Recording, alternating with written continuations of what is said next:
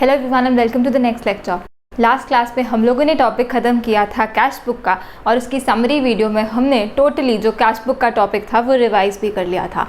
आज वैसे तो हमने टॉपिक स्टार्ट करना था परचेजेस बुक का, जो कि नेक्स्ट हमारी सब्सिडरी बुक है। अब हमने सब्सिडरी बुक्स में कौन कौन से टॉपिक करने हैं, purchases book, sales book, purchase return book और सेल्स रिटर्न बुक। लेकिन परचेजेस बुक स्टार्ट करने से पहले एक और टॉपिक है जो हमें समझना पड़ेगा, जिसका नाम है गुड्स एंड सर्विस टैक्स। तो अब सोच रहे हैं टैक्स अकाउंट्स के साथ कैसे रिलेट हो सकता है, क्यों हम लोग जीएसटी पढ़ रहे हैं, वो सारा कुछ हम इस लेक्चर में सीखेंगे। तो अभी के लिए हम लोग सबसे पहले टॉपिक लिखने वाले हैं जो हम आज पढ़ेंगे, जो कि है गुड्स एंड सर्विस टैक्स, जिसको हम बोलते हैं जीएसटी। तो अब नाम तो सबने ही सुना हुआ है जीएसटी। आज हम लोग ढंग से समझेंगे कि जीएसटी होता क्या है और क्यों हम उसको अपनी अकाउंटिंग में पढ़ रहे हैं। तो अब सबसे पहली चीज़ जो मैं बता दूं कि हम अकाउंट्स में जीएसटी क्यों पढ़ रहे हैं। अब देखो, हम लोग क्या करते हैं, बहुत ज़्यादा सेल और परचेज़ वाली जो ट्रांजैक्शंस होती हैं, अब सेल और परचेज से डायरेक्टली रिलेटेड है क्या चीज़, ये गुड्स एंड सर्विस टैक्स। क्योंकि ये जो टैक्स होता है ये हर सेल और हर परचेज पे पड़ता ही पड़ता होता है, इसलिए हमें गुड्स एंड सर्विस टैक्स वाला जो टॉपिक है वो हमें सही से समझना होगा, क्योंकि सेल्स और परचेज से डायरेक्टली ये वाला जो टॉपिक है वो रिलेटेड है। तो सबसे पहले हम लोग सोचते हैं कि जो गवर्नमेंट है हमारी वो चलती कैसे है। तो अब गवर्नमेंट का जो मेजर सोर्स ऑफ इनकम होता है वो होता है टैक्स।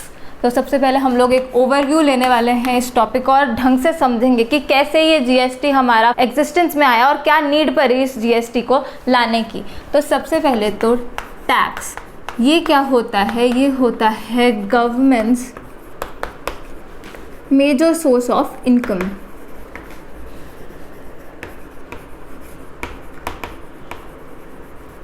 तो अब जो हमारी गवर्नमेंट होती है वो क्या करती है, हमारे को जितनी भी फैसिलिटीज़ ये गवर्नमेंट प्रोवाइड करती है, be it related to infrastructure या फिर कोई भी और हेल्थ फैसिलिटीज़ जो गवर्नमेंट हमें प्रोवाइड करती है, उसको चलाने के लिए ये क्या करती है, ये टैक्स चार्ज करती है लोगों से। गवर्नमेंट रन करने के लिए उसको भी पैसे चाहिए, तो वो हर चीज़ पे एक फ़ी चार्ज करती होती है, जिसको हम बोलते होते हैं टैक्स।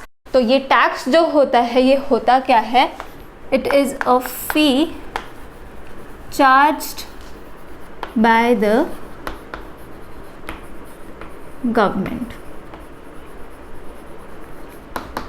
तो ये एक फ़ी है जो हम लोगों से चार्ज करती है, कौन, गवर्नमेंट हमसे चार्ज करती होती है। तो अब ये फ़ी चार्ज करने के भी गवर्नमेंट के पास दो तरीके हैं, पहला है डायरेक्ट तरीका और दूसरा है इनडायरेक्ट तरीका। तो अब क्योंकि दो तरीके हैं इस टैक्स को चार्ज करने के लिए, तो हमारे पास दो तरीके के टैक्सेस होते हैं जो कि ऑलमोस्ट हर बंदा पे कर रहा होता है।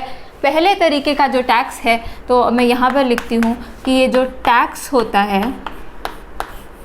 ये दो तरीके का हो सकता है। पहला टैक्स जो होता है वो होता है डायरेक्ट टैक्स और दूसरा टैक्स जो हमारे पास होता है वो होता है इनडायरेक्ट टैक्स। तो अब सबसे पहले हम लोग लिखेंगे कि डायरेक्ट टैक्स और इनडायरेक्ट टैक्स होता क्या है। तो अब ये जो डायरेक्ट टैक्स होता है, it is levied directly on the income और प्रॉफिट्स earned by individuals और बिजनेसेस।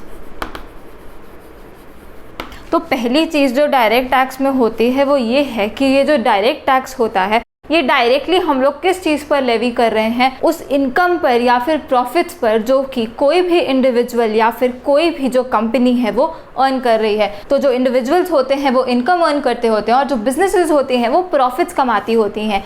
तो उस इनकम या फिर प्रॉफिट्स पर डायरेक्टली जो टैक्स, डायरेक्टली जो चार्ज हमें गवर्नमेंट को पे करना पड़ता है, एक प्रिस्क्राइब्ड परसेंटेज होती है, स्लैब रेट्स बने होते हैं, पर्टिकुलर स्लैब के बीच में एक पर्टिकुलर रेट होता है, उतना आपको ये टैक्स जो है पे करना होता है। तो अब डायरेक्ट टैक्स का पहला फीचर ये है कि it is levied directly on the income और प्रॉफिट्स अर्न बाय इंडिविजुअल्स और बिजनेसेस। डायरेक्ट जो इनकम हमने अर्न कर ली उसके ऊपर कुछ परसेंटेज हमें गवर्नमेंट को पे करना पड़ेगा एज टैक्स, जिसको हम बोलेंगे डायरेक्ट टैक्स। दूसरा इंपॉर्टेंट फीचर डायरेक्ट टैक्स का it is directly paid by those on whom it is imposed,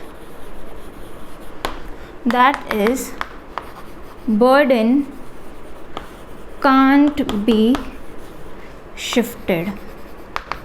अब हम लोग समझेंगे कि इसका मतलब क्या है। ये जो डायरेक्ट टैक्स होता है, इसको डायरेक्ट बोलने के दो रीज़न। पहला रीज़न क्या, it is directly levied on the income of profits. जो भी हम अर्न कर रहे हैं उस पर डायरेक्ट एज अ परसेंटेज हम लोग कुछ फी पे करते होते हैं गवर्नमेंट को, जिसको हम बोलते हैं डायरेक्ट टैक्स। दूसरा इसको रीज़न डायरेक्ट टैक्स बोलने का ये है कि it is directly paid by those people on हुम इट इज़ इम्पोज्ड।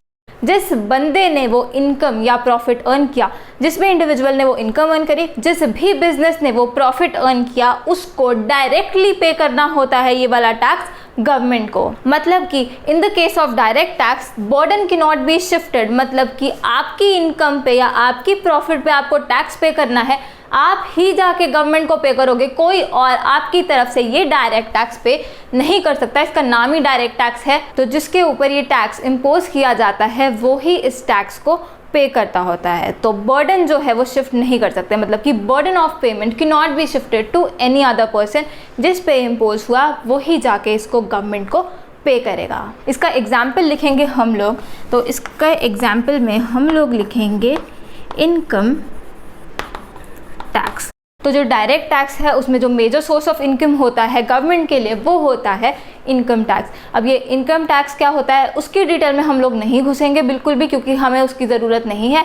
हम लोग अकाउंट सीखने वाले और उसके लिए हमें जीएसटी समझना है, पर जीएसटी समझने के लिए हमें टैक्स वाली जो चीज़ है वो समझनी बहुत ज़्यादा ज़रूरी थी। इसलिए मैं आपको एक ब्रॉड ओवरव्यू देने वाली हूँ कि हमारे इंडिया में ये टैक्स का स्ट्रक्चर ये होता कैसे है। तो अब इसका परफेक्ट एग्जाम्पल है इनकम टैक्स की। सीधा जो हमने इनकम अर्न करी उसी पे हमें क्या करना पड़ता है, टैक्स देना पड़ता है। तो सीधा जो टैक्स इनकम या प्रॉफिट्स के ऊपर हमें देना पड़ता होता है, it is called direct tax and the burden can not be shifted to any other person. तो अब अगला हमारे पास है इनडायरेक्ट टैक्स। तो सबसे पहले इनडायरेक्ट टैक्स के भी हम लोग फीचर्स लिखेंगे कि इनडायरेक्ट टैक्स क्या होता है। तो इनडायरेक्ट टैक्स में लिखेंगे it is levied indirectly on production और purchase and sale of goods and services। तो अब ये जो इनडायरेक्ट टैक्स होता है ये इनडायरेक्टली चार्ज किया जाता है और लोगों को पता भी नहीं चलता कि वो टैक्स पे कर रहे होते हैं। जैसे कि हम लोग एज कंज्यूमर्स हम लोग जाते हैं किसी रेस्टोरेंट में और हम लोग खाना खाने जाते हैं वहाँ पर, तो जो भी हम फूड ऑर्डर करते हैं वो गुड्स हो गए और साथ ही में जो वेटर्स हमें सर्विसेज दे रहे होंगे वो सर्विसेज हो जाती हैं। तो रेस्टोरेंट एक ऐसा एग्जाम्पल है जिसमें गुड्स भी कवर हो जाता है और सर्विसेज भी कवर हो जाती है, इसलिए मैंने ये वाला एग्जाम्पल लिया था। हम लोग चाहे गुड्स ले रहे हो चाहे सर्विसेज ले रहे हो या फिर दोनों एज अ बंडल ले रहे हो, हमें नहीं फर्क पड़ता। बट ये जो इनडायरेक्ट टैक्स होता है it is levied indirectly on production और purchase and sale of goods and services. Goods and services के ऊपर जो भी टैक्स पड़ता होता है उसको हम बोलते होते हैं इनडायरेक्ट टैक्स। अब डायरेक्ट टैक्स पे क्या था, वो सीधा इनकम या प्रॉफिट जितना हम अर्न कर रहे हैं उस पे चार्ज किया जा रहा था। लेकिन अब इस इनडायरेक्ट टैक्स के केस पे क्या हो रहा है, कोई भी गुड्स हम खरीद रहे हैं, कोई भी सर्विसेज हम लोग ले रहे हैं, उसमें जो भी परचेजर है उसको ये इनडायरेक्ट टैक्स पे करना होता है। तो अब जैसे हमने रेस्टोरेंट का एग्जाम्पल लिया था, तो वहाँ पर जो भी आपका बिल होता है वो आप देखा करें तो उसमें क्या होगा, जीएसटी का कुछ अमाउंट भी एडेड होता है, तो हमें इनडायरेक्टली वो टैक्स पे करना होता है। अब कई रेस्टोरेंट के जो प्राइसेस होते हैं वो इंक्लूसिव ऑफ टैक्स होते हैं, मतलब कि टैक्स उसमें ऑलरेडी इंक्लूडेड होता है, इसलिए हमें पता नहीं चलता कि हमने कुछ एक्स्ट्रा पे किया, बट एक्चुअल में हम लोग टैक्स पे कर रहे होते हैं। तो ऐसे टैक्स को हम लोग बोलते हैं इनडायरेक्ट टैक्स, क्योंकि डायरेक्टली हमें पता नहीं चल रहा कि हाँ हमने कोई अर्निंग करी और इस पे हम टैक्स पे कर रहे हैं। नहीं, ऐसा नहीं होता। हम कोई भी प्रोडक्शन, कोई भी परचेज, कोई भी सेल हो रही हो, जो परचेजर होता है हमेशा वो एक टैक्स पे कर रहा होता है, जिसको हम लोग बोलते हैं इनडायरेक्ट टैक्स। अब जो डायरेक्ट टैक्स था it is directly paid by the person on हुम इट इज इम्पोज्ड। जिसने इनकम अर्न करी वही इसको पे करेगा। लेकिन ये इनडायरेक्ट टैक्स के केस में क्या होगा, जो इनडायरेक्ट टैक्स है it is indirectly paid by the purchaser. तो ये अभी समझते हैं। पहले हम लोग लिखेंगे पेड इनडायरेक्टली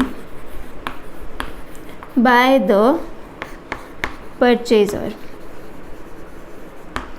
अब जो भी परचेज़र होता है, ये गुड्स एंड सर्विसेज को जो भी परचेज कर रहा है, खरीद रहा है, उसी को पे करना होता है ये इनडायरेक्ट टैक्स। मतलब कि अल्टीमेट कंज्यूमर पर इसका बर्डन आ जाता होता है, जो एक्चुअल में जैसे इनकम यहाँ पे कौन अर्न कर रहा है, इनकम यहाँ पे अर्न कर रहा है वो पर्सन जिसने सेल करी, तो वो अपनी इनकम पे तो क्या पे करेगा, डायरेक्ट टैक्स पे करेगा। लेकिन हम लोगों से जिन्होंने परचेज किया उनके ऊपर भी टैक्स इम्पोज किया जाता है, जिसको बोलते हैं indirect tax, which is paid indirectly by the purchaser. तो इनडायरेक्ट टैक्स में क्या है, ये जो बर्डन है ये शिफ्ट हो जाता है। अब बर्डन शिफ्टेड का मतलब क्या है, तो पहले हम लोग यहाँ पे लिख लेते हैं, बर्डन कैन बी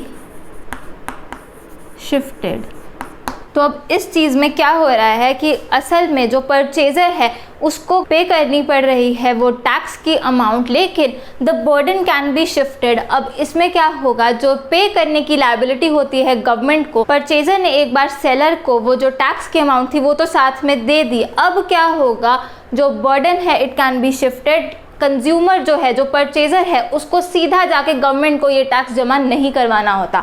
जो सेलर है उसी के ऊपर है ये टैक्स को गवर्नमेंट में जमा कराने की लायबिलिटी। मतलब कि कंज्यूमर के ऊपर कोई बर्डन नहीं है, उसने जाके गवर्नमेंट को ये टैक्स नहीं जमा करवाना। जो भी था रिसिपिएंट ऑफ कैश, मतलब कि जिसने सेल करी थी वो क्या करेगा, वो ही जाके गवर्नमेंट को ये वाला जो टैक्स है वो जमा करवाएगा। तो मेन जो डिफरेंस होता है between direct tax and indirect tax वो यही होता है कि जो डायरेक्ट टैक्स होता है वो सीधा जो हम इनकम अर्न करते हैं, जो प्रॉफिट्स बिजनेस अर्न कर रहा है उसके ऊपर लगाया जाता है। वेयरएज ये जो इनडायरेक्ट टैक्स होता है ये इनडायरेक्टली हम लोग पे कर रहे होते हैं ऑन एनी प्रोडक्शन और परचेज। तो होता क्या है कि डायरेक्ट टैक्स में it is directly paid by the person on हुम इट इज इम्पोज्ड। जिसके ऊपर जिसने ये इनकम अर्न करी वही जाकर पे करेगा। लेकिन इस केस में क्या होता है, in case of indirect tax, जो परचेजर होता है अमाउंट तो वो पे करता होता है टैक्स की, लेकिन उसको जमा कौन करवा के आएगा, गवर्नमेंट को जमा करवा कर आता है हमेशा सेलर। परचेजर की कोई लायबिलिटी नहीं है कि वो आगे जाके जमा करवा कर आए। सेलर की लायबिलिटी होती है कि वो आगे जाके इस पैसे को गवर्नमेंट में जमा करवाएगा। तो एग्जाम्पल लिखेंगे हम लोग इनडायरेक्ट टैक्स का। तो एग्जाम्पल में हम लोग क्या लिखेंगे, जो पढ़ने वाले हैं, GST goods and service tax जो होता है it is an indirect tax. मतलब कि जो परचेजर होता है उससे ये जो अमाउंट ऑफ टैक्स है ये कलेक्ट किया जाता है, लेकिन पे कौन करके आएगा, गवर्नमेंट को जमा करवाएगा, गवर्नमेंट को सेलर जमा करवाएगा। पे करेगा परचेजर, लेकिन जो जमा करवाने वाली लायबिलिटी है वो सेलर के ऊपर होती है। साथ ही में हम लोग एक और पॉइंट ऑफ डिफरेंस लिखेंगे between direct tax and indirect tax, जो कि क्या है, जो डायरेक्ट टैक्स होता है it is progressive in nature. अभी समझते हैं प्रोग्रेसिव का मतलब क्या होता है। और जो इनडायरेक्ट टैक्स होता है it is regressive in nature. तो अब डायरेक्ट टैक्स में क्या होता है, डायरेक्ट टैक्स होता है एक प्रोग्रेसिव टैक्स। प्रोग्रेस करने का मतलब क्या होता है, धीरे धीरे बढ़ना। तो ये जो डायरेक्ट टैक्स होता है इसका जो रेट्स होते हैं वो ऐसे होते हैं कि लोअर इनकम स्लैब के जो पर्सन्स हैं, जो कम इनकम कमा रहे हैं, उनको कम टैक्स पे करना होता है, और जो हाई इनकम कमा रहे हैं उनको हाई रेट ऑफ टैक्स पे करना होता है। मतलब कि जैसे जैसे आपकी इनकम बढ़ेगी वैसे वैसे ये डायरेक्ट टैक्स का जो रेट होता है वो बढ़ता जाता होता है। इसलिए डायरेक्ट टैक्स को हम लोग बोलते होते हैं प्रोग्रेसिव टैक्स। आपको दिख जाएगा जब भी आप इनकम टैक्स पढ़ेंगे आगे जाके, तो आपको दिखेगा वहाँ पे उन्होंने स्लैब्स बनाए हुए हैं। कुछ इनकम तक तो कोई टैक्स आपको पे भी नहीं करना होता, उसके बाद आपको स्लैब्स दिख जाएंगे कि इतने से इतने पे आपको इतना रेट पे करना है और उसके आगे वाले पे आपको इतना रेट पे करना है। मतलब कि जैसे जैसे आपकी इनकम बढ़ेगी वैसे वैसे ये टैक्स का रेट बढ़ता रहता है। इसीलिए हम लोग बोलते हैं कि direct taxes progressive in nature. आपकी इनकम बढ़ी तो प्रोपोर्शनेटली आपको टैक्स भी ज़्यादा देना पड़ेगा। लेकिन इनडायरेक्ट टैक्स क्या होता है, it is regressive in nature. इसमें क्या होता है, सेम रेट सभी को पे करना पड़ रहा है। अब रेस्टोरेंट में जाके कोई लो इनकम वाला पर्सन खाना खाए या फिर कोई हाई इनकम वाला पर्सन खाना खाए, क्या टैक्स का रेट चेंज हो जाएगा? नहीं होने वाला चेंज। सबको इक्वल अमाउंट ऑफ टैक्स ही पे करना पड़ता है। ऐसे ही कोई भी प्रोडक्ट्स आप खरीद रहे हैं तो क्या अगर कोई लो इनकम वाला और मिडिल इनकम वाला और हाई इनकम वाला वही सेम प्रोडक्ट खरीद रहा है, क्या टैक्स का रेट चेंज होगा?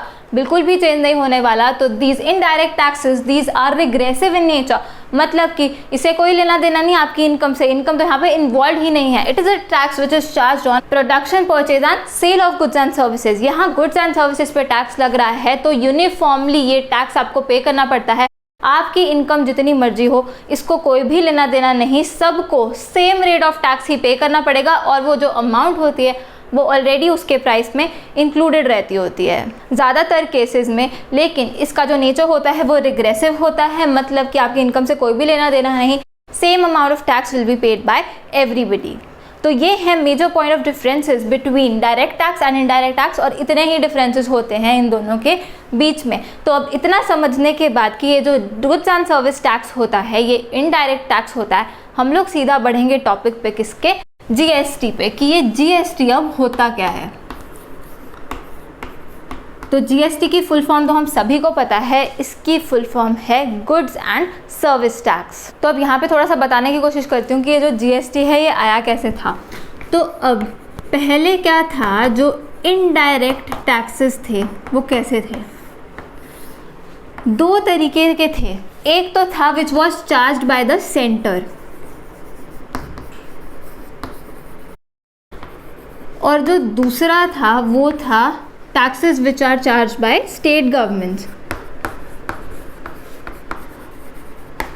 तो दो तरीके से ये चीज़ें बटी हुई थी कि कुछ जो है वो सेंट्रल गवर्नमेंट चार्ज करेगी और वो ही कलेक्ट करेगी वो वाली अमाउंट, और कुछ जो है वो स्टेट गवर्नमेंट चार्ज करेगी और वो कलेक्ट करेंगी वो वाली अमाउंट। तो अब जो सेंट्रल गवर्नमेंट चार्ज करती होती थी उसको हम बोलते होते थे सेंट्रल टैक्सेस,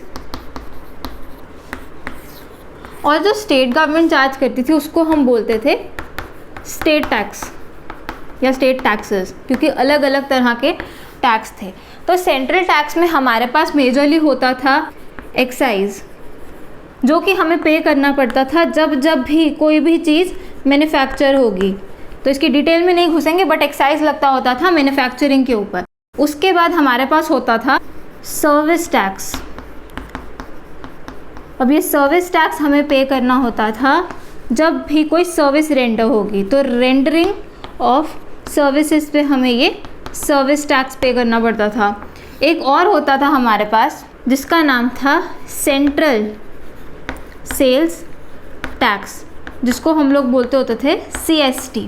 तो ये सेंट्रल सेल्स टैक्स हुआ करता था जिसको हम चार्ज करते थे on inter state sale of goods and services. तो ये बेसिकली हम लोग तीन ही देख लेते हैं यहाँ पर, और भी तरह के होते थे हमारे सेंट्रल टैक्सेस पर। मेजरली क्या होता था, एक्साइज होता था, सर्विस टैक्स होता था और CST होता था।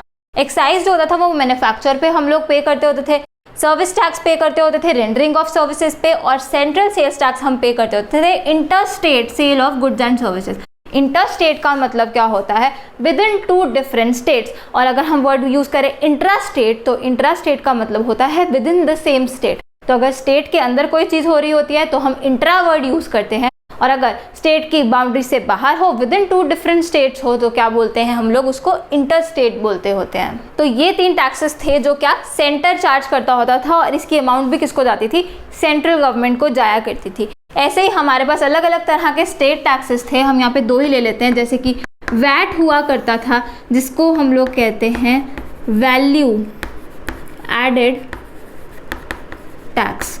तो ये वैल्यू एडेड टैक्स कब चार्ज करते थे, ये चार्ज होता था इंट्रा स्टेट सेल्स पर। ऐसे ही हमारे पास होता था ऑक्ट्रॉय एंड एंट्री टैक्स। तो कोई भी चीज़ अगर एंटर कर रही है किसी भी स्टेट में तो क्या होता था, ये ऑक्ट्रॉय या फिर एंट्री टैक्स पे करना होता था। तो अब इतने ज़्यादा टैक्सेस होते थे पहले, तो इसमें क्या हो जाता था, सबसे पहली चीज़ तो थी मल्टीपल नंबर ऑफ टैक्सेस एक ही गुड्स और सर्विसेज पे हम लोग पे करा करते थे। तो सबसे पहले हम लोग लिखते हैं कि इन सब में प्रॉब्लम क्या थी। अब इतने सारे टैक्स होने के कारण यहाँ पर हम लोग लिखेंगे मल्टीपल टैक्सेस। उसी चीज़ पर एक्साइज भी लग रही है, उसी चीज़ पर CST भी लग जाता होता था, तो बहुत ज़्यादा टैक्सेस एक ही चीज़ पर हमें पे करने पड़ जाते होते थे जो परचेज़र होता था उसको। साथ ही में एक वर्ड होता है जिसको हम लोग बोलते हैं कैस्केडिंग इफ़ेक्ट। इसका मतलब क्या होता है, टैक्स ऑन टैक्स।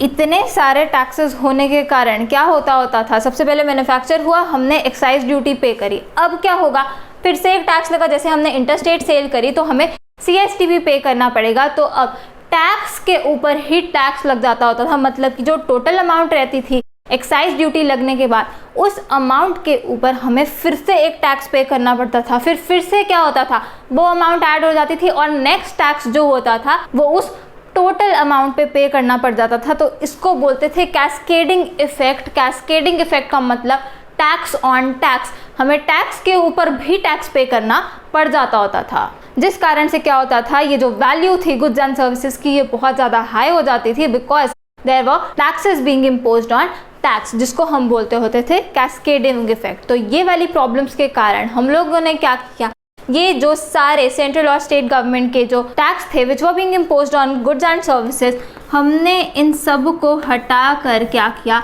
एक टैक्स ले आए हम जिसको हमने बोला GST। तो अब ये वाले सारे टैक्सेस हटा दिए गए हैं, दे हैव बीन अबॉलिश्ड, और अब हमारे पास क्या है, सिर्फ एक ही टैक्स है जो हमें पे करना होता है on the supply of goods and services, जिसको हम लोग बोलते होते हैं गुड्स एंड सर्विस टैक्स। तो सबसे अच्छी चीज़ जो है इस टैक्स की वो क्या है कि एक तो इस GST के कारण सिंगल टैक्स हो गया जो हमें पे करना होता है, चाहे कोई भी चीज़ हो रही हो हमें क्या पे करना है, हमें GST ही पे करना होता है एट द प्रिस्क्राइब्ड रेट। और दूसरी चीज़ क्या होती है, कैस्केडिंग इफेक्ट रिमूव्ड।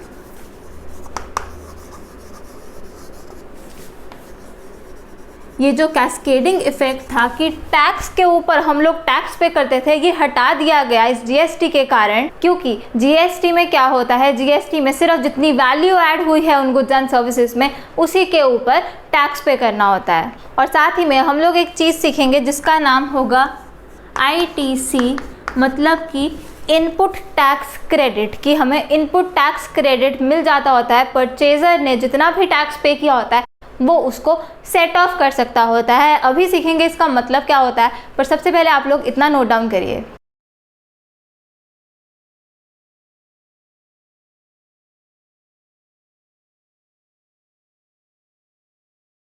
अच्छा, तो अब इतना सुनने के बाद सबको इतना तो समझ में आ गया होगा कि जो GST है वो इनडायरेक्ट टैक्स है, और इसका मतलब क्या है, जो परचेज़र है वो उसको पे करता होता है, मतलब अमाउंट जो है वो परचेज़र पे करेगा, लेकिन उसको जमा कौन करवाएगा गवर्नमेंट को, जमा हमेशा सेलर करवाएगा गवर्नमेंट को। तो इसका मतलब क्या है, बर्डन जो है इट कैन बी शिफ्टेड। तो अब हम लोग सबसे पहले लिखेंगे यहाँ पर कि GST क्या होता है। It is an indirect tax. Indirect tax का मतलब अब हमें अच्छे से पता है। It is an indirect tax levied on supply of goods and services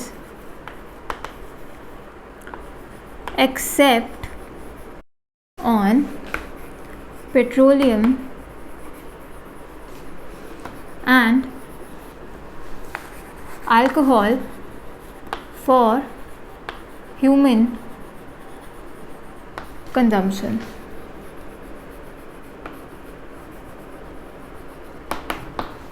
तो अब ये GST क्या होता है, ये इनडायरेक्ट टैक्स है which is levied on. Levied on का मतलब किस पे चार्ज होता है, किस पे लगता होता है। तो किस पे लगता है, on supply of goods and services. जब भी कोई सप्लाई होगी गुड्स एंड सर्विसेज की, मतलब परचेज हो, प्रोडक्शन हो, सेल हो, कुछ भी ऐसा हो रहा हो गुड्स एंड सर्विसेज के साथ, तो क्या होगा, GST लगता होता है। अब यहाँ लिखा है एक्सेप्ट ऑन। एक्सेप्ट ऑन का मतलब एक्सेप्शंस हैं ये, इनके ऊपर GST नहीं लगता होता। एक्सेप्शंस का मतलब ही क्या होता है, जो चीज़ इसके दायरे में नहीं है। तो वो क्या क्या चीज़ें हैं, वो है petroleum and alcohol for human consumption. तो जो पेट्रोल होता है उसके ऊपर जीएसटी नहीं लगता होता, अभी तक पेट्रोल के ऊपर कोई भी जीएसटी नहीं है। और दूसरी चीज़ क्या है, अल्कोहल फॉर ह्यूमन कंजम्पशन। तो अब जो अल्कोहल होता है उस पर भी अभी तक जीएसटी नहीं है। पहले से जो वैल्यू एडेड टैक्स लगता होता था अल्कोहल के ऊपर, अभी भी वो वैल्यू एडेड टैक्स ही लग रहा है।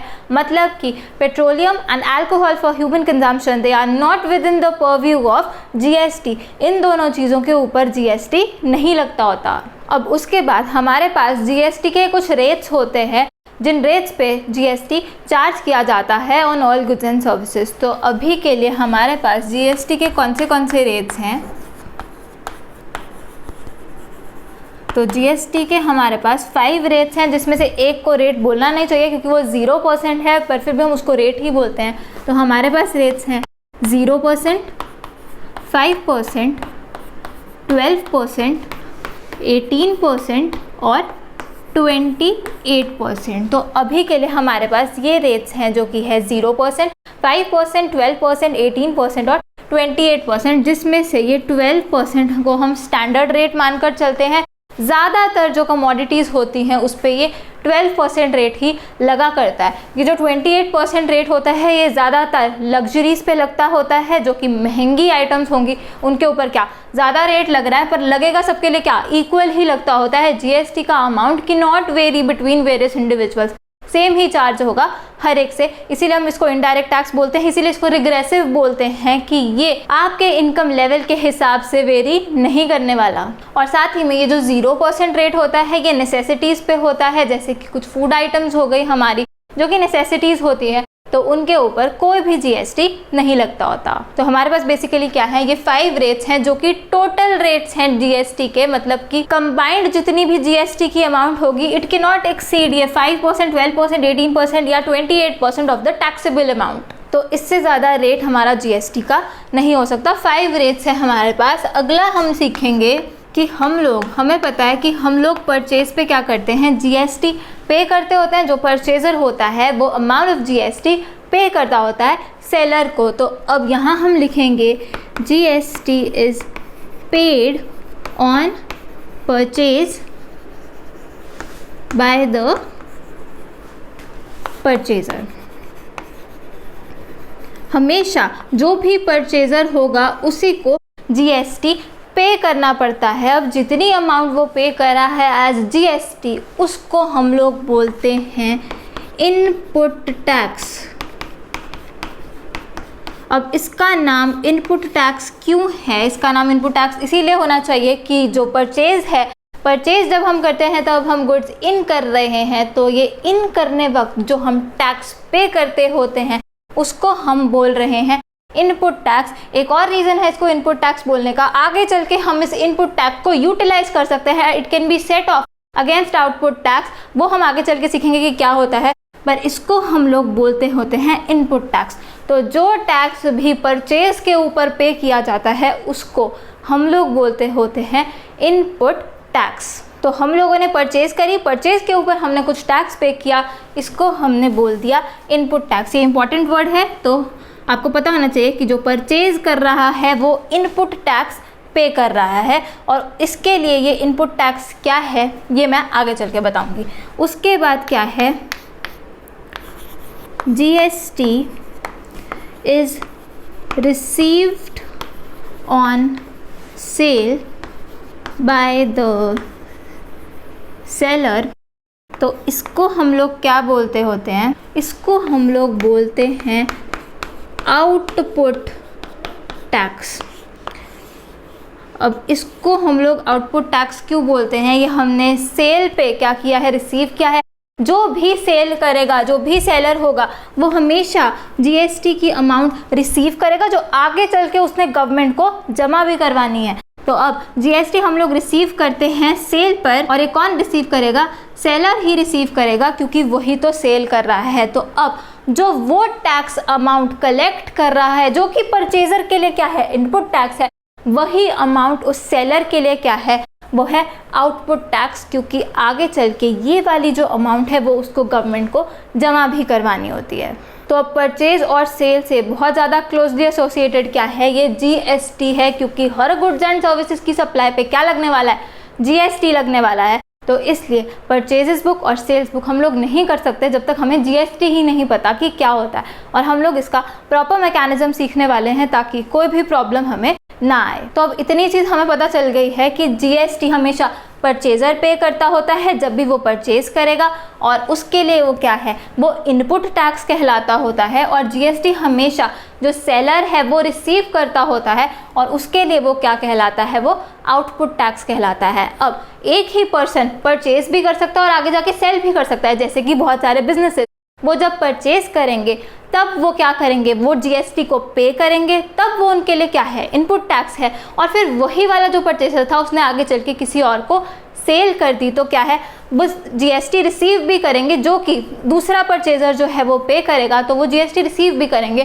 तो वो उनके लिए क्या कहलाएगा, आउटपुट टैक्स कहलाएगा। तो एक बिजनेस के पास क्या होगा, इनपुट टैक्स भी होगा और आउटपुट टैक्स भी होगा, क्योंकि वो कुछ परचेज भी करेगा और कुछ सेल भी करेगा। तो हमने ध्यान रखना है कि उसने किया ही क्या है।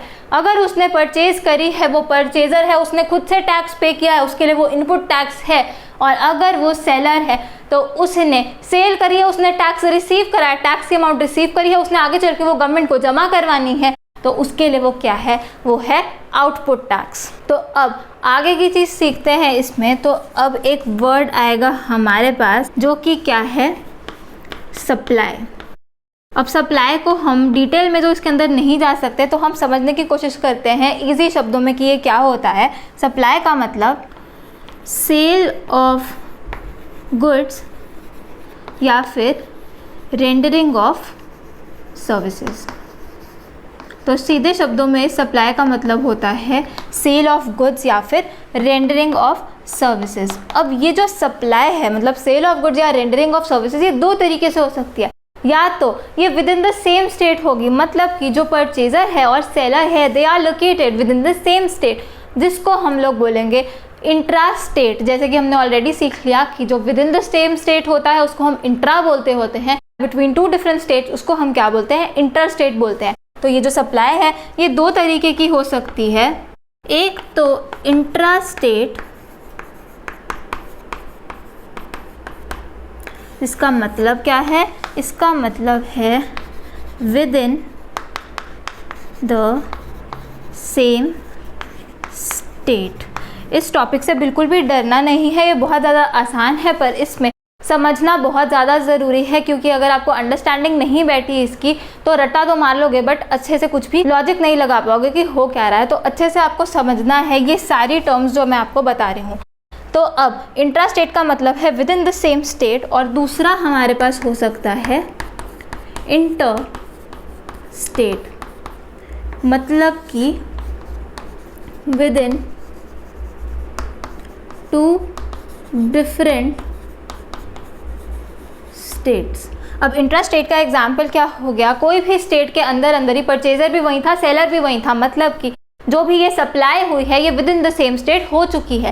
जैसे कि पंजाब के अंदर अंदर ही परचेजर भी था, सेलर भी था, जो supply of goods and services थी वो पंजाब के अंदर ही ख़त्म हो गई, तो वो क्या है, वो इंट्रा स्टेट है। और ऐसे ही इंटर स्टेट में क्या, एक पर्सन पंजाब में है, दूसरा जो है वो हरियाणा में है, तो परचेजर एक जगह, सेलर एक जगह, तो दो डिफरेंट स्टेट्स इन्वॉल्व हो जाती हैं, तो उसको हम क्या बोलते हैं, उसको हम लोग बोलते हैं इंटर स्टेट। अब ध्यान से सुनना है, अगर इंट्रा स्टेट सप्लाई होती है तो ये जो हम टोटल टैक्स जो चार्ज करने वाले हैं जीएसटी, उसको हम लोग कैसे लिखेंगे, उसको हम लोग लिखेंगे CGST और SGST। यहाँ पे C का क्या मतलब है, C का मतलब है सेंट्रल, तो इसकी फुल फॉर्म क्या बनी, इसकी फुल फॉर्म बन गई central goods and services tax. और दूसरा है SGST, पता ही चल गया होगा इसका क्या मीनिंग है, इसका मीनिंग है state goods and services tax. तो जब भी इंट्रा स्टेट सप्लाई होगी तो इसका मतलब क्या है, इसका मतलब है टोटल जीएसटी का अमाउंट तो वही रहने वाला है, जो भी ये रेट्स लगा के निकलेगा, लेकिन जीएसटी हमने कैसे कलेक्ट करना है, जीएसटी का amount will be split into two parts, जिसका नाम होगा, एक का नाम होगा central goods and services tax और दूसरे का नाम होगा state goods and services tax. और यहाँ पे ये चीज़ बता दूँ ये जो central goods and services tax और जो state goods and services tax होता है, इनकी अमाउंट हमेशा इक्वल होती है, हमेशा इक्वल रहेगी, ये कभी भी डिफरेंट नहीं हो सकती। अमाउंट जो रहेगी CGST की और SGST की वो इक्वल ही होने वाली है, क्योंकि ये जो रेट होता है, अगर हमारे पास रेट दिया हुआ है 12%, तो जो CGST होगा वो 6% होगा और SGST क्या होगा, वो भी 6% होगा। तो CGST और SGST की अमाउंट सेम रहती है। ऐसे ही अगर रेट हमारे को दिया हुआ है 18% और इंट्रास्टेट सप्लाई है तो क्या होगा, CGST रहेगा 9% और SGST भी रहेगा 9%। आई होप इतनी चीज़ समझ में आ गई हो कि अगर इंट्रास्टेट है तो दो टैक्सेस इन्वॉल्व होने वाले हैं, जिसका नाम है CGST और SGST। मतलब कि जो अमाउंट है it will be split between central and state government. Central GST और स्टेट GST ये हमेशा इक्वल रहने वाला है। जो भी रेट दिया होगा उसका आधा हमेशा CGST होगा, उसका आधा हमेशा SGST होगा। साथ ही में ये SGST की जगह एक और वर्ड यूज़ हो सकता है जो कि है UTGST। अब UT का मतलब क्या है, यूनियन टेरिटरीज।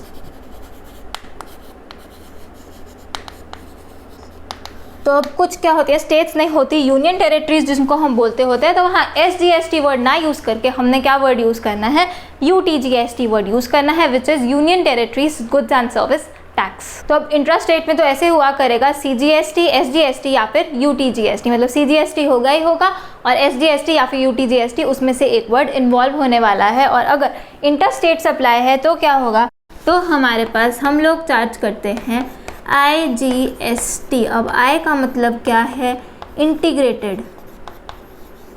इंटीग्रेटेड मतलब कि इकट्ठा किया हुआ, मतलब कि जो भी रेट दिया रहेगा, जैसे अगर 18% दिया, सीधा 18% हमने चार्ज करना है, कोई अलग अलग टैक्सेस में हमें उसको डिवाइड नहीं करना, एक ही रेट चार्ज होने वाला है जिसका नाम है IGST, जिसकी फुल फॉर्म है integrated goods and services tax. तो समझ आ जाना चाहिए, चाहे इंटरस्टेट सप्लाई हो चाहे इंट्रास्टेट सप्लाई हो, टैक्स की टोटल अमाउंट उतनी ही बनने वाली है। जैसे कि अगर रेट हमारे पास है 28%, तो इस केस में क्या होगा, अगर इंट्रास्टेट सप्लाई हुई तो हम CGST चार्ज करेंगे इसका आधा, मतलब कि 14%, और SGST भी कितना चार्ज होगा, इसी का आधा, मतलब कि 14%। तो ये इक्वल रहेंगे। मतलब यहाँ पे जैसे हम लिख भी देते हैं कि ये अगर 14% है तो ये जो SGST है ये भी 14% ही होगा। और तो IGST क्या होगा, IGST पूरा होगा जो रेट हमें दिया होगा, जो कि होगा 28%। तो ये तो बहुत ही आसान सी चीज़ है कि हमेशा टोटल अमाउंट ऑफ GST जितना भी हम पे कर रहे होते हैं वो हमेशा ही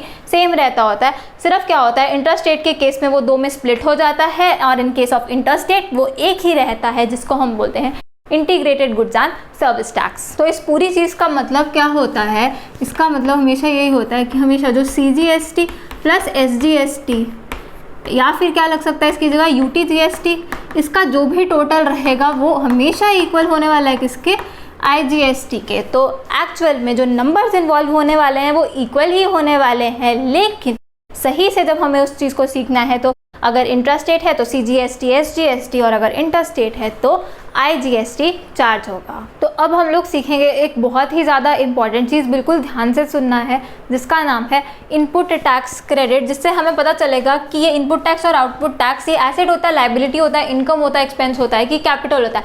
क्योंकि एक्चुअल में हमें क्या करना है, इस GST को अकाउंट्स में इनकॉर्पोरेट करना है, क्योंकि ये परचेज और सेल से बिल्कुल रिलेटेड होता है। तो हमें हर चीज़ का पता होना चाहिए कि whether it is an asset, liability, income, expense और कैपिटल।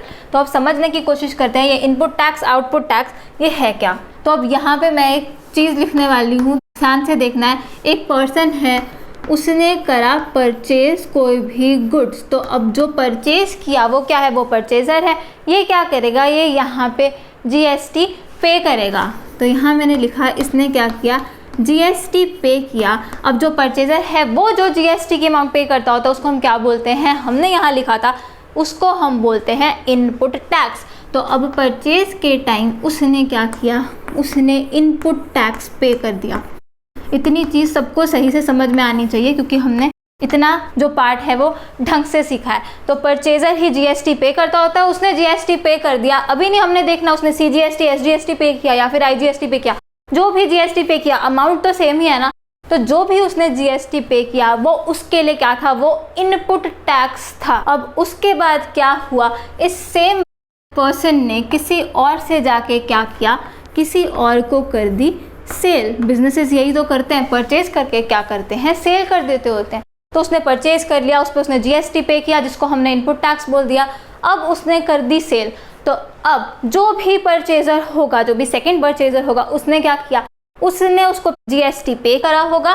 तो अब इस सेलर ने वो जीएसटी रिसीव किया होगा। तो अब जो भी सेल करता है वो क्या करता है, वो करता है जीएसटी की अमाउंट रिसीव। तो इसने किया होगा, अब रिसीव कर लिया जीएसटी इसने। तो जो रिसीव करता है उसको हम क्या बोलते हैं, उस टैक्स को हम लोग बोलते हैं आउटपुट टैक्स, और सेलर ही लायबल होता है जो अमाउंट होती है टैक्स की वो गवर्नमेंट को जमा करवाने के लिए। तो अब होगा क्या, इसने पहले पे भी कर रखा है जीएसटी, अब इसको ये जो आउटपुट टैक्स की अमाउंट थी ये जमा करवानी है वहाँ पे।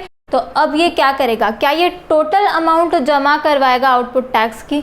नहीं, ऐसा नहीं होता। अब क्या होगा, ये आउटपुट टैक्स में से ये इनपुट टैक्स माइनस कर लेगा, बिकॉज इतनी अमाउंट वो टैक्स ऑलरेडी पे कर चुका है। तो क्योंकि हमने सीखा था जीएसटी ने क्या किया, कैस्केडिंग इफेक्ट को रिमूव कर दिया, सिर्फ वैल्यू एडेड पे हम लोगों को टैक्स पे करना होता है। तो इसलिए tax paid on purchases will be set off against tax received on sales. इसी को हम लोग बोलते होते हैं इनपुट टैक्स क्रेडिट। हम लोग क्या करेंगे, आउटपुट टैक्स में से हम लोग इनपुट टैक्स करेंगे माइनस, क्योंकि आउटपुट टैक्स हमने रिसीव किया है और इनपुट टैक्स हमने पे किया था। तो output tax received minus input tax paid. अगर तो ये आपका पॉजिटिव आ गया, मतलब कि नेट अमाउंट जो आपने रिसीव करी है वो ज़्यादा करी थी, तो उतना जाके आप क्या करो, जमा करवा दो गवर्नमेंट को। अब सेट ऑफ करने का मतलब यही होता है कि input tax can be set off against output tax. जितना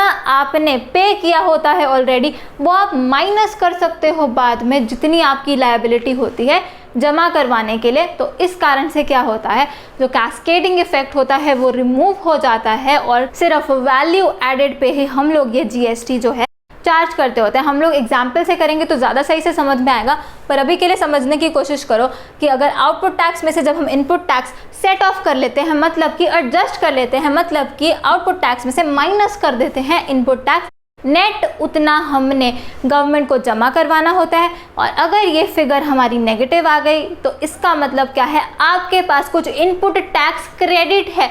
क्रेडिट का मतलब कुछ बैलेंस बच गया है आपके पास इनपुट टैक्स का, जो आप फर्दर पीरियड में यूटिलाइज कर सकते हो। जैसे कि नेक्स्ट मंथ की भी आपकी कुछ परचेजेस होंगी, कुछ सेल होंगी, तो ये इनपुट टैक्स क्रेडिट तब जो आपकी लायबिलिटी होगी गवर्नमेंट को जमा करवाने की, तब ये आप वापस से इसको डिडक्ट कर सकते हो और बैलेंस अमाउंट आपने गवर्नमेंट को जमा करवानी होती है। तो सबसे पहले हम लोग लिखते हैं इनपुट टैक्स क्रेडिट के बारे में, और उसके बाद एग्जाम्पल के थ्रू हम लोग समझने की कोशिश करते हैं कि ये मैकेनिज्म वर्क कैसे करता है। तो अब एक पर्टिकुलर पर्सन ने ये सेल करते वक्त आउटपुट टैक्स रिसीव किया था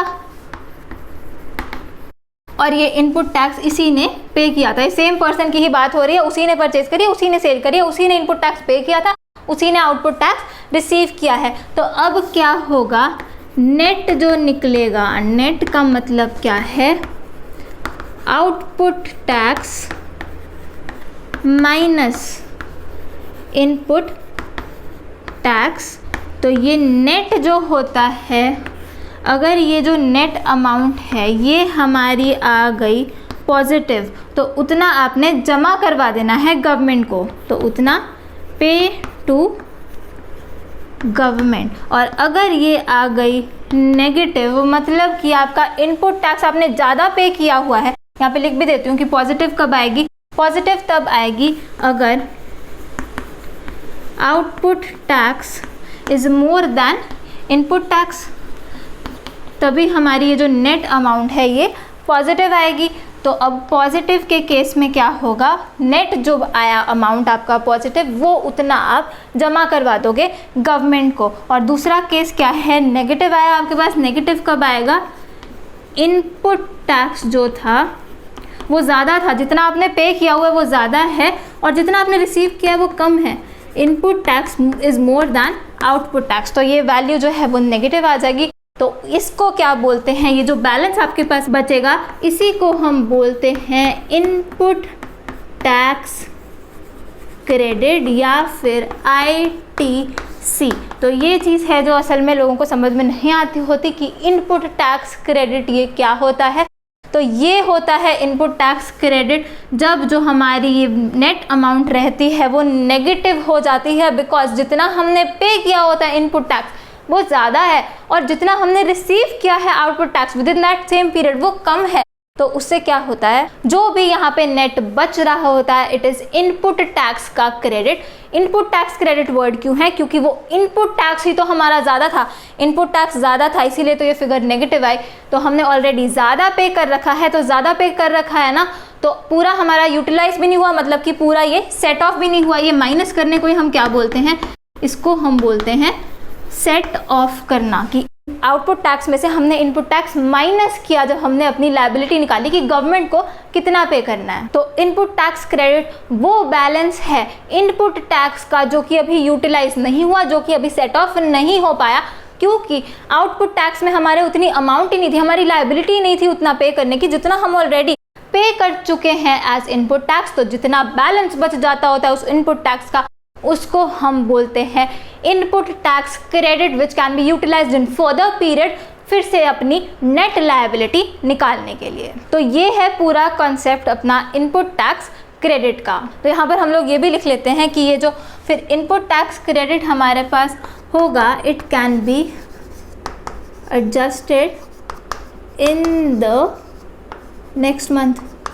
अब नेक्स्ट मंथ की जब अपनी लायबिलिटी निकाल रहे होंगे इस इनपुट टैक्स क्रेडिट को हम उस टाइम यूटिलाइज कर लेंगे, मतलब कि सेट ऑफ कर लेंगे अपनी आउटपुट टैक्स वाली लायबिलिटी से, ताकि हमें पता चल जाए नेट हमारी लायबिलिटी कितनी है। तो अब क्योंकि हमें पता चल गया है ये जो इनपुट टैक्स होता है इसको हम सेट ऑफ कर लेते होते हैं आउटपुट टैक्स से। तो ये जो इनपुट टैक्स होता है ये खर्चा नहीं होता हमारे लिए, ये खर्चा तब होता जब हमें कॉस्ट पड़ जाती। क्या ये हमें कॉस्ट पड़ रही है? कॉस्ट नहीं पड़ रही, क्योंकि एक्चुअल में जो हमें पे करना था गवर्नमेंट को उसमें से हम लोग माइनस कर लेते होते हैं इस इनपुट टैक्स को, मतलब कि हम लोग सेट ऑफ कर लेते होते हैं इस इनपुट टैक्स को। तो इसका मतलब ये जो इनपुट टैक्स है ये हमारे लिए क्या होता है, ये इनपुट टैक्स हमारे लिए एक एसेट होता है, क्योंकि आगे चल के जब हम अपनी लायबिलिटी देखते हैं towards the government we can set this input tax off. हम लोग आउटपुट टैक्स में से माइनस कर लेते हैं और इनपुट टैक्स जो हमने ऑलरेडी पे किया है।